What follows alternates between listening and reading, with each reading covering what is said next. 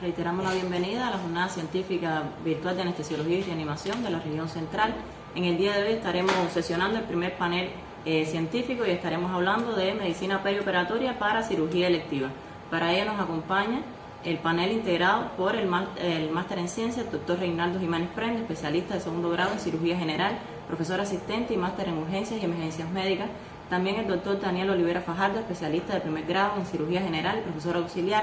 La doctora Maylin Carballosa Brabante, especialista de primer grado en anestesiología y reanimación. Y quienes habla, doctora Lisandra Quesada Candelario, especialista en primer grado en anestesiología y reanimación. Estaremos comenzando hablando sobre algunas recomendaciones generales sobre la valoración preoperatoria en pacientes programados para cirugía. Como todos sabemos, la visita preoperatoria suele ser el primer encuentro que tiene el paciente con el anestesiólogo cuando va a ser intervenido quirúrgicamente, y es un paso crucial para que el proceso se lleve a cabo de una forma segura, satisfactoria,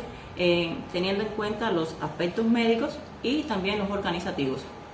La valoración preoperatoria tiene como objetivos principales reducir la morbi-mortalidad y permitir al paciente retomar su vida lo más pronto y de la mejor manera posible. Por ello es importante evaluar el desarrollo de las posibles complicaciones, las cuales pueden estar dadas propiamente por la patología que trae al contexto de la cirugía, o puede estar dada por las enfermedades asociadas que tenga el paciente. Estaremos hablando también sobre algunas condiciones clínicas y sus particularidades, sobre todo algunas especificaciones en base a las recomendaciones. La cirugía, en cuanto a los aspectos cardiovasculares, pueden ocurrir complicaciones cardíacas mayores en pacientes. El riesgo está estratificado en un 4% de pacientes con cirugía cardíaca. La identificación preoperatoria de estos problemas cardíacos es sumamente importante para prevenir las complicaciones postoperatorias, como todos sabemos. Las complicaciones cardíacas perioperatorias son más frecuentes en pacientes, por supuesto, con cardiopatía isquémica documentada, aquella que cursa de manera asintomática, y aquellos que tengan disfunción ventricular y con valvulopatías asociadas. Por tanto, es fundamental la valoración preoperatoria, evaluar con mucha cautela la presencia de condiciones cardíacas inestables, así como los factores de riesgo según el tipo de cirugía, la capacidad también funcional que tenga el paciente, la presencia de factores de riesgo cardíaco también, por lo que se recomienda de forma general en cuanto a la valoración cardiovascular que si se sospecha de una enfermedad cardiovascular activa o que el paciente esté sintomático, este paciente debe ser referido hacia un cardiólogo, para que este especialista realice su valoración y por tanto establezca el tratamiento para llevar a este paciente hacia la cirugía lo mayor compensado posible. Y en cuanto al manejo perioperatorio de algunos fármacos que generalmente utilizan este tipo de pacientes, vamos a estar viendo acá una tabla que les voy a mostrar en dependencia del grupo farmacológico, algunas de las recomendaciones que se establecen para en cuanto a si se suspende o no se suspende este tipo de fármacos. Tenemos los beta bloqueadores que todos conocen, que debemos continuarlos incluso el día de la cirugía, que de ser necesario sustituirlo, lo estaremos sustituyendo por el propanolol, el metoprolol o el labetalol endovenoso, que esto estaríamos utilizando en el periodo de ayuno. También están los agonistas alfa-2, que esto se recomienda continuarlos incluso el día de la cirugía. Los agonistas del calcio también se preconiza continuarlo el día de la cirugía, con la salvedad de que si existe alguna situación hemodinámica, alguna inestabilidad hemodinámica, pues entonces se hace la sustitución endovenosa. Los IECA también se preconiza retirarlos entonces la noche anterior de la cirugía, y en salvo que sea necesario alguna estabilidad hemodinámica o la tensión arterial no sea la adecuada, pues entonces se puede utilizar. Los diuréticos se continúan hasta el día de la cirugía, pero se puede omitir la dosis de la mañana, es lo que está recomendado. Las estatinas se mantienen hasta el día de la intervención, y los hipolipemiantes pues entonces se retiran el día anterior a la cirugía y se puede reiniciar en cuanto el paciente habilite su vía oral. Las enfermedades respiratorias, pasando a otro tema, podemos decir que las complicaciones pulmonares son las más frecuentes que podemos ver. Son la atelectasia, la neumonía, la insuficiencia respiratoria, la exacerbación de la enfermedad pulmonar crónica, y para ello los factores de riesgo que están establecidos o los más frecuentes son la edad avanzada, la enfermedad obstructiva crónica, el tabaquismo, la insuficiencia cardíaca congestiva, la dependencia física funcional de estos pacientes, el grado de clasificación elevado que tengan de la ASA y la cirugía de larga duración, que es muy importante en estos aspectos. También tenemos que tener presente la presencia del síndrome de apnea obstructiva del sueño, que se ha identificado también como un factor de riesgo independiente a las dificultades del control de la vía aérea en el postoperatorio, y que por supuesto tiene un mayor riesgo para problemas obstructivos. Por lo que en estas patologías respiratorias no se recomienda realizar radiografías de tórax de forma rutinaria, es decir, solo se estarán solicitando este tipo de complementarios en aquellos pacientes que tengan la presencia de enfermedades pulmonares activas o que tengan alteraciones de la pared torácica, así como en todos los pacientes que se vaya a utilizar, o la vía quirúrgica que se vaya a utilizar, sea la transparietal, la transdiafragmática o la transcervical, y también en pacientes que por supuesto tengan presencia de enfermedad cardiovascular, de enfermedad pulmonar importante, y en algunas patologías oncológicas y en aquellas patologías en las que se preconice o que se puedan presentar lesiones en la tráquea a la hora de intubación. Tener en cuenta que en los pacientes con síndrome obstructivo, con síndrome de apnea obstructiva del sueño, es importante, por supuesto, detectar una posible vía aérea difícil, que es a lo que generalmente nos enfrentamos, y por supuesto se va a recomendar una vigilancia estrecha en el postoperatorio inmediato de este tipo de pacientes. La fisioterapia respiratoria, por supuesto, es muy importante en estas patologías respiratorias, y sobre todo en la cirugía abdominal alta, lo que nos permite, por supuesto, a largo plazo evitar complicaciones pulmonares postoperatorias. Se recomienda también, por supuesto, y muy importante, dejar el hábito de fumar durante la cirugía, que se preconiza o que es idealmente de 6 a 8 semanas, y también 4 semanas como mínimo, y que a corto plazo pues solo será útil permite reducir los niveles de calcio hemoglobina en fumadores severos, que para cirugía electiva, vuelvo a repetir, importante e ideal suspender el hábito de fumar de 6 a 8 semanas. En cuanto a la insuficiencia renal, también es otra patología que vemos con mucha frecuencia, sobre todo en el periodo preoperatorio, y que, por supuesto, aumenta la morbimortalidad y la estancia hospitalaria. Es por ello que es muy importante identificar estos pacientes y estratificarlos según el riesgo que tengan. Generalmente la historia clínica es el primer paso de la valoración preoperatoria que generalmente hacemos, y es el que nos permite identificar los factores de riesgo para poder determinar si puede aparecer o no una lesión renal aguda. Por lo que se han descrito algunas escalas que nos permiten en el periodo preoperatorio visualizar o adelantarnos a la aparición de este tipo de enfermedad. Y para eso está publicada el estudio de Ketterpal, el cual muestra, acá les enseño, cómo estratifica el riesgo estratifican el riesgo de los pacientes, lo cual nos permite llegar hacia evaluar o la posible presencia de riesgos relativos de insuficiencia renal aguda. Por ello, es importante y se recomienda entonces utilizar este tipo de índice para estratificar el riesgo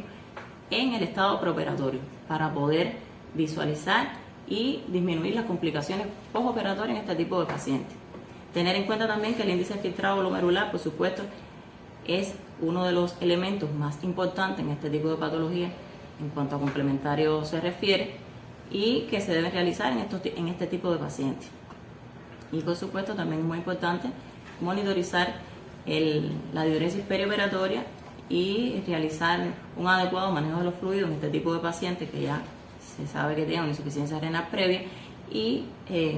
para poder manejar, por supuesto, el riesgo postoperatorio de este tipo de pacientes.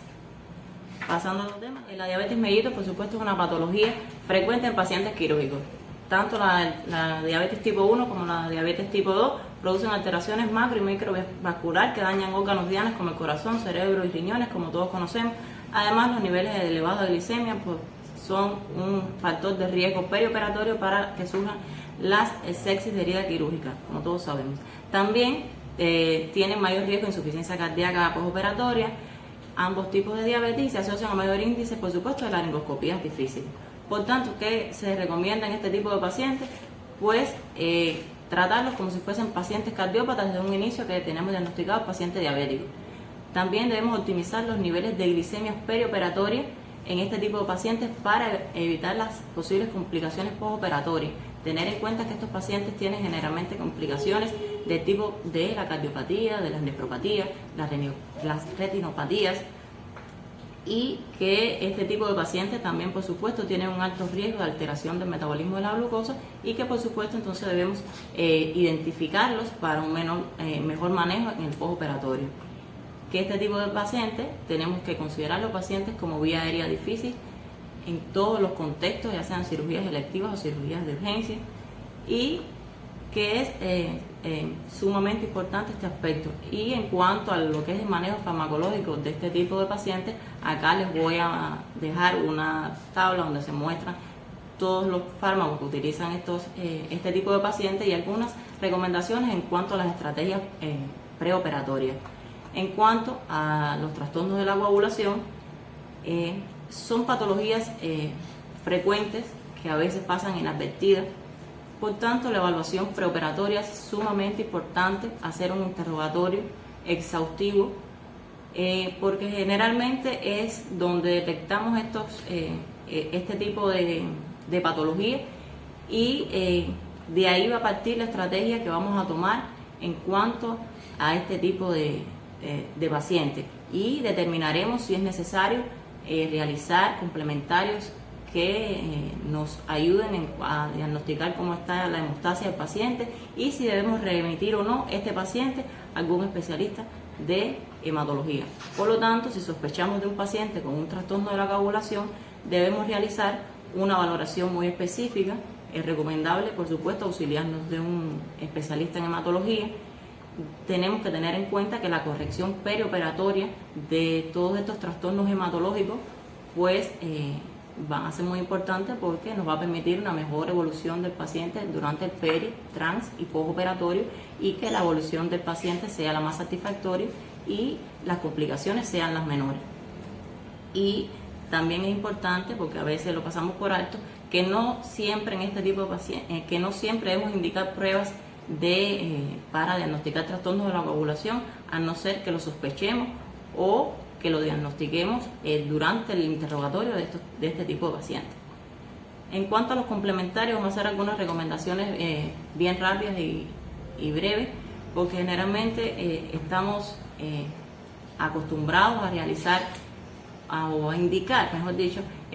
complementarios a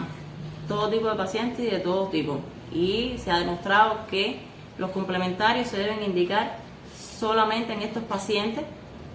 que lo ameriten o que tengan una enfermedad establecida, y de ahí va a ser, por supuesto, de la enfermedad que tenga el paciente, pues van a ser los complementarios que vamos a indicar. Que si hay algunas recomendaciones generales, por supuesto, que los hemogramas los vamos a estar indicando en aquellos pacientes que creamos que van a, o que tengan una historia de sangrado anterior, que tengan una enfermedad inflamatoria crónica, que tengan enfermedades renales asociadas, que tengan enfermedades hepáticas, que sea una cirugía que se piense que vaya a sangrar, se sugiere que más de 500 mililitros en el adulto. También en pacientes que van a estar sometidos a una cirugía de bajo riesgo, no se debe indicar de forma rutinaria en este tipo de pacientes, porque estamos acostumbrados a hacerlo de forma rutinaria en este paciente. Ahora, sin embargo, sí lo vamos a indicar en todo tipo de pacientes, aunque no tenga enfermedad asociada y se crea o se estratifique el riesgo de la cirugía en medio o alto. La función renal va a ser igual, la vamos a evaluar en aquellos pacientes que tengan diagnosticado o que creamos que tengan factores de riesgo para desarrollar una insuficiencia renal aguda o de los que tengan insuficiencia renal crónica, o en aquellos pacientes también que tengan que estén cursando con una enfermedad séptica, en aquellos pacientes que tengan más de 65 años, o en aquellos pacientes donde sea importante utilizar fármacos nefrotóxicos. La glicemia, habíamos hablado de ello, es importante realizarla en aquellos pacientes que sospechemos que tengan, en aquellos pacientes con diagnóstico de diabetes mellitus, o en aquellos pacientes que se vayan a someter a una cirugía donde el estrés quirúrgico provoque, ¿no?, el aumento de la glicemia, díganse de cirugía ortopédica, de ortopedia, grandes cirugías cardiovasculares, y ahí es importante realizar la coagulación. Ya hablamos de las pruebas de la coagulación, no voy a volver a hacer énfasis en lo mismo. Se realiza en pacientes que tengan un diagnóstico ya anterior realizado, o que por diagnóstico, o que durante el interrogatorio hagamos el diagnóstico de esta enfermedad. En cuanto al test de embarazo, acá es un poco controvertido, pero sí se debe realizar un test de embarazo en toda aquella paciente que esté en edad fértil y en las que exista duda si pudiera estar o no embarazada, pero que esto, por supuesto, tenga repercusión en el curso de la cirugía o en el curso de la anestesia que vayamos a estar brindando a este tipo de pacientes. Y el electrocardiograma pues se realiza en pacientes que tengan sintomatología o enfermedad cardíaca activa o enfermedad cardíaca diagnosticada, en aquellos pacientes insulinos dependientes, que no se debe realizar en pacientes que vayan a estar sometidos a una cirugía de bajo riesgo, aunque tengan alguna patología cardiovascular. Y el ecocardiograma, ¿cuándo lo vamos a realizar? En aquellos pacientes con enfermedad cardiovascular asociada, pero que tengan algún síntoma de insuficiencia cardíaca, o diagnostiquemos la presencia, ¿no?, de algún soplo cardíaco, de síntomas cardíacos como disnea, el síncope, el dolor torácico. Por eso estos son aspectos generales que debemos de tener en cuenta, y debemos estratificar los pacientes y los complementarios, no indicarlos no indicar todo tipo de complementarios, sino estratificar bien el riesgo de los pacientes para disminuir, indicar complementarios en vano. Hasta aquí las recomendaciones generales del manejo perioperatorio de los pacientes que van a estar sometidos a cirugía electiva. Le damos la palabra a la doctora Maylin Carballo Sobradante y los invitamos a que continúen con la jornada de anestesia en 2022.